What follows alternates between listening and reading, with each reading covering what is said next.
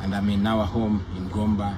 Just came to say hello to my living mother. Bobi Wine nga atuuse ewaabwe eggomba atuuseko munanga ate ku bijja by'abazadde be ate nga ku sayidi y'emu agamba nti nga akyagenda mu maaso munanga ate n'okubeera nga akyekweka esayidi eno byinza okubeera nga nkutuusaako ate nga wali n'ebitambula munanga ebikyagenda mu maaso wali ndabyekokko obutambi bungi obw'enjawulo buli mu kutambula ku by'omukulu munanga ate Bobi Wine makati awo bampita Jaminati nsinza ku Jaminati yogi wabula kansuka nkutegeeze nti kasita obeera nga tonaba kulayikinga video ogirayikinge ko sate n'okusubscribinga kasita obeera nga tonaba Bobi Wine nga akyagenda mu maaso munanga ate okwekweka oba nga akyekukumye esayidi eyo okusinziira munanga ate ebikyagenda mu maaso olunaku olwaleero avuddeyoko mu katambi era akalala n'agamba nti nno abaddeko munanga ate wali eggomba okubeera nga abaddeyoko actually wabaddewo ko ebibadde bimututteyoko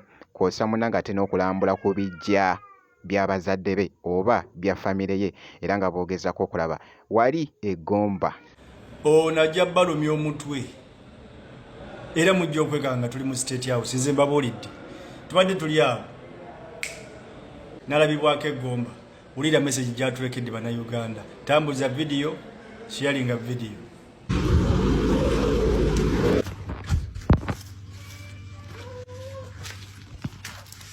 Today is the 25th of January 20 and I'm in our home in Gomba. Just came to say hello to my living mother, my sister, and to say hello to Mama in heaven and Papa and all my family members, and to also get some love from home. Yeah, another day of hiding, another day of injustice. As you all know, the police has always come out to give a statement on anything, but since the raid on my house, the first, the second, and the third one where my wife was assaulted, the police has not said anything. As I've always said, that in a country under family rule, the ruling family is always above the law and everybody else a worker, an employee. The police cannot say a thing. The Human Rights Commission, you saw them going to my house to pay my wife a visit apparently, and then after the raid and the assault on my wife and all the criminality that was done at my house, nothing has happened. Well, that's where we are. As you see, a day before my wife was attacked, the interreligious community was at my house and, spoke to my wife. I'm yet to hear their statement on what happened. But all in all, the task is on us Ugandans to free ourselves. I'm doing what I can do. I'm visiting various leaders across the country. Of course, under scrutiny, under fear, under high risk, but I'm doing what I have to do to reach out to you and charge you and tell you that you can also play your part, either singularly or in a group, but we can change our country, all of us.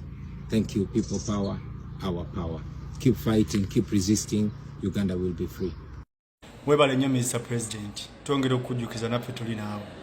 Tetugenda kuva muzeeyi. Tukimanyi twalonda ggwe. Era tukimanyi ffe nje gwe president waffe nga bannayuganda. So tetugenda kuvaamu, tuli naawe, tuli mabegawo.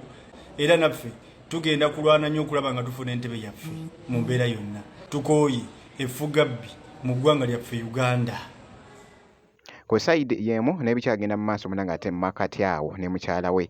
Sigenda kubabuuza bula kantuukire ku nsonga eyawadde amagezi okugenda okulumba amaka g'omusajja ne mutulugunya mukazi we. Gw'oba owanga amagezi ssebo oba nnyabo, kuba kyewakoze tokimanyi. Nkiddamu, kyewakoze tokimanyi, oba namwe kyemwakoze temukimanyi. Osobola okutulugunya omusajja mu ggwanga n'okola byonna n'okola biki, naye kikolala n'omukyalo oba omukazi. Teri nsi esobola kusirika. Teri nsi esirika kuba maama. Mugenda kulaba n'ensi ezitavangayo zigenda kuvaayo ku lw'ensonga eyo. Ate ng'ovudde ku ekyo munoonya muntu ate ne mudda ku bintu ne mwonoona. Emmeeza zaakoze eki ze mwayasizza, entebe zaakoze si ze mwasazeesaze, ne mumenyaamenya buli kimu naye bantu mmwe.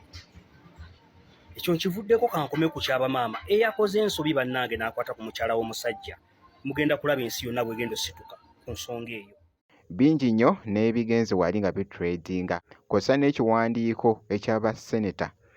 Actually waliwo ko seneta omu okuva wali munangate mu USA. United States of America ng'eyitira ku mutwe gwayo ogwa Senate Foreign Relations Committee evuddeyo ne issuinga ekiwandiiko n'evumirira ibikolwa byonna byonna byabadde mu kalulu muli okutyagasinga abantu, okutulugunya abantu n'okukwata aba opposition leaders omuli Sarah Ndete wamu ne Dr. Kanu Kizza Besigye ne bagambye nti kati ssaawa zino abali mu kkomera n'abalala bonna ssaawa zino evuddeyo ng'eyitira mu seneta waayo Shaheen wamu seneta omulala amanyikiddwa nga Booker. Bavuddeyo ne ba-issuinga statement ne bagamba nti United States of America egagezaako nnyo okukozesa any of the US state tools omuli US security assistance to hold individuals in Uganda accountable for undermining democracy principles. Era ng'essaawa yonna eyo statement bagiyisizza ku mukutu gwabwe ogwa Twitter nga bagamba nti bajja kukola kyonna kyonna ekisoboka okulaba nga buli omu eyeetaba mu bintu bino eby'okutulugunya abantu, kuyisa abantu obubi n'okusiba abantu abatalina musango bamuholding accountable era nga they are taking action soon. So bwe bityo munangate byebyo bikyagenda mu maaso ku mukulu munangate Bobi Wine. Ky'olina okukola kusigala nga weekuumidde ku Jaminati Yugi, ebisigadde byonna ojja kubeera nga obifuna kasita obeera nga osubscribinze.